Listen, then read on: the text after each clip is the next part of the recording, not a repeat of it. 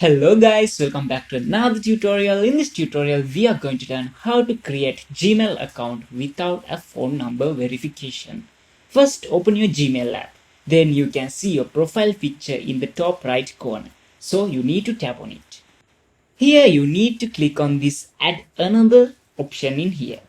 Then tap on Google option. Let's verify it's you and wait a moment.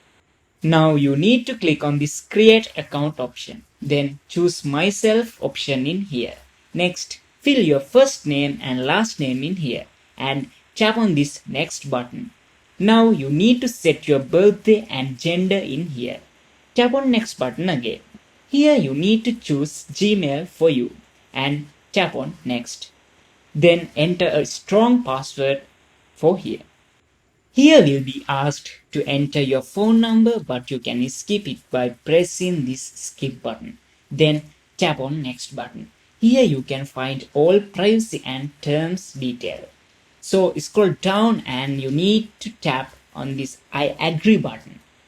Then your Gmail is successfully created without adding phone number. Hope this video was helpful for you guys. See you in the next video.